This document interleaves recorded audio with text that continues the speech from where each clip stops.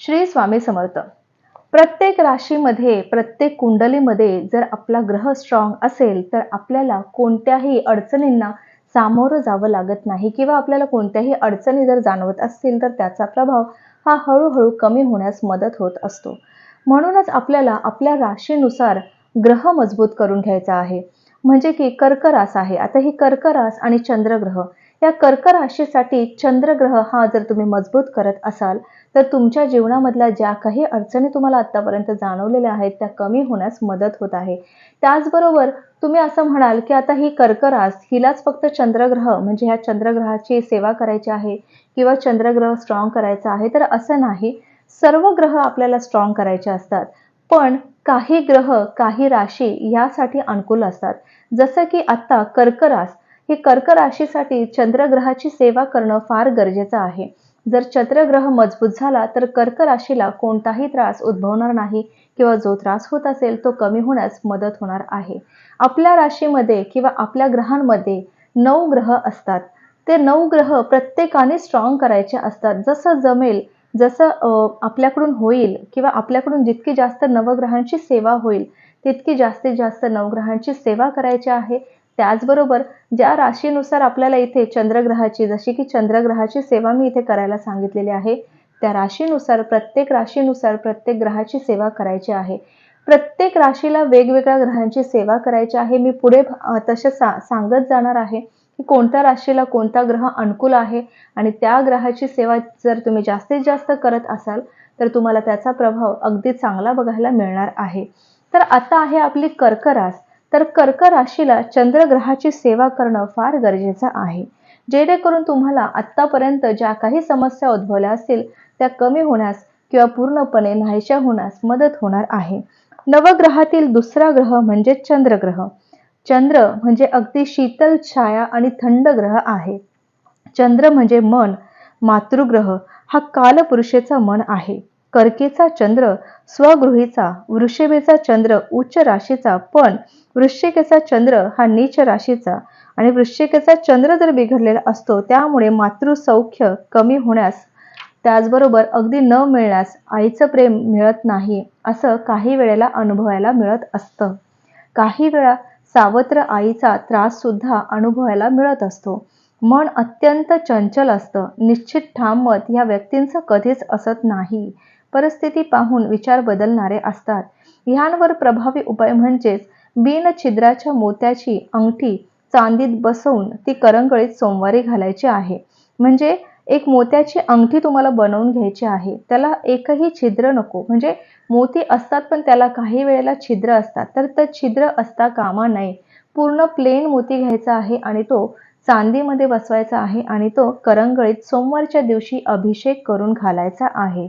आता अभिषेक कशाचा कराल, तर तुम्ही मंदिरात जा किंवा तुम्ही घरामध्येच बसा आणि त्यावर तुम्ही दूध सोडायचं आहे. म्हणजे दुधाचा अभिषेक करायचा आहे आणि अभिषेक करताना ओम नमः शिवाय हा 108 वेळा मंत्र बोलायचा आहे आणि हा अभिषेक करून झाल्यानंतर अंगठी स्वच्छ पुसून सोमवारच्या दिवशी तुम्हाला ही धारण करायची आहे, म्हणजे घालायची आहे. आणि त्याचबरोबर शिव उपासना सुद्धा करायची आहे. म्हणजे कर्क राशीच्या लोकांना जितकी जास्त शिव उपासना करता येईल, तितका जास्त तुमचा चंद्रग्रह स्ट्रॉंग होणार आहे. शिवलीलामृताचं पठण करायचं आहे. 16 सोमवारचं व्रत करायचं आहे. सोमवारपासून 11 दिवस किंवा 11 सोमवार वाटीभर साखर महादेवाच्या पुढे ठेवायची आहे. शक्यतो देवळात ठेवली तरी चालणार आहे व त्याची सांगता म्हणून 11 रुपये दक्षिणा, 1 किलो साखर, 3 मीटर पांढरे वस्त्र ब्राह्मणाला दान करायचे आहे. त्याने चंद्राची पीडा निवारण होऊन मानसिक सौख्य चांगले लाभणार आहे. श्रावण, कार्तिक किंवा माघ महिन्यातील सोमवारपासून हे व्रत जर तुम्ही केलं, तर ते अगदी शीघ्र फलदायी देणारं व्रत आहे. तर तुम्हाला हा चंद्रग्रह जितका जास्त मजबूत करता येईल, स्ट्रॉंग करता येईल कर्क राशीच्या लोकांना, तर तितका जास्तीत जास्त करण्याचा प्रयत्न करायचा आहे. कारण की ह्या कर्क राशीसाठी चंद्रग्रह अगदी प्रभावी असा ग्रह आहे. जर तो चंद्रग्रह बिघडला, तर ह्या कर्क राशीला खूप सारं नुकसान सोसावं लागणार आहे. त्यामुळे हा चंद्रग्रह बिघडून द्यायचा नाही, त्यासाठी चंद्राची आपल्याला सेवा करायची आहे. काही मंत्रजाप आहेत, काही स्तोत्र आहेत, ते सुद्धा पठण करायचं आहे. तर चंद्राचं जे स्तोत्र आहे, तर ते चंद्राष्टविशाती नाम स्तोत्रम हे तुम्हाला पठण करायचं आहे. आता हे जे मी सगळी स्तोत्र जे सांगत आहेत ते तुम्हाला एका पुस्तकात बघायला मिळतील आणि ह्या पुस्तकाचं नाव आहे नवग्रह स्तोत्र आणि नवग्रह कवच.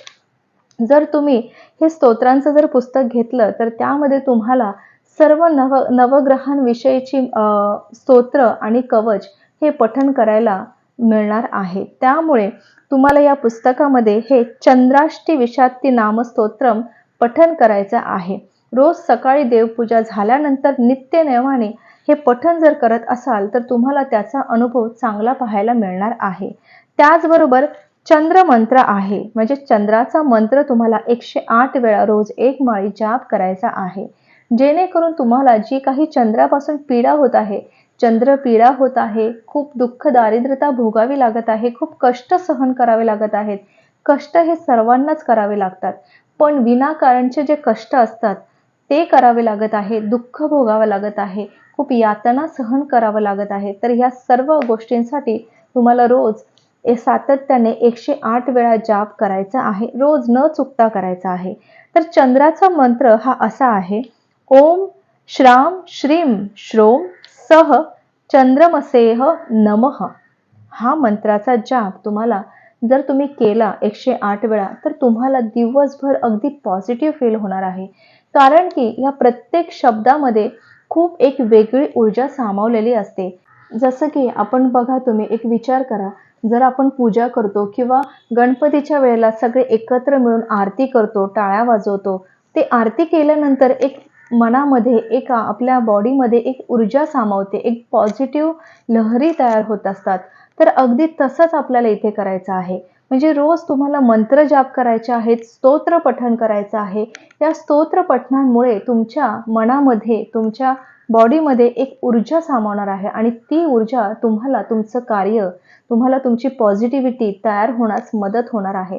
म्हणजे तुम्ही जे पण काही कामं कराल त्या कामांमध्ये तुम्हाला यश मिळणार आहे. तुम्हाला कोणत्याही कामात अडचणी जाणवणार नाहीत. कारण की तुम्ही स्वतःला एक पॉझिटिव्ह तयार करून घेतलं, आपल्या बाजूला एक पॉझिटिव्ह ऑरा तयार करून घेतला, तर आपल्याजवळ कोणतीही निगेटिव्ह शक्ती भिरकणार नाही किंवा निगेटिव्ह विचार आपल्या मनामध्ये येणार नाहीत आणि आपलं जे पण काही काम आपण करतोय किंवा आपल्याला कोणतं काम करायचंय तर त्यामध्ये एक वेगळा उत्साह, एक आनंद आपल्याला निर्माण होत असतो. त्यामुळे सातत्याने आपल्याला हे मंत्र जाप, हे स्तोत्र पठण हे जर तुम्ही केलं तर प्रत्येक समस्या आपल्याला अगदी सहजपणे आणि सामंजस्यपणे सोडवता येणार आहेत. म्हणजे कोणत्याही अडचणी तुम्हाला जाणवणार नाही आणि जरीही जाणवत असतील तर त्याचा प्रभाव हा अगदी सौम्य आणि कमी जाणवणार आहे. त्यामुळे कर्क राशीच्या लोकांनी जितकी जास्त सेवा चंद्रग्रहाची जर केली तर ही कर्क रास चंद्रग्रह आपला स्ट्रॉंग करणार आहे. त्यामुळे कर्क राशीच्या लोकांनी चंद्राची सेवा करायची आहे आणि चंद्रग्रह मजबूत करायचा आहे. चला तर मग भेटूया दुसऱ्या एका ग्रहासोबत आणि एका राशीसोबत. तोपर्यंत श्री गुरुदेव दत्त, श्री स्वामी समर्थ महाराज की जय.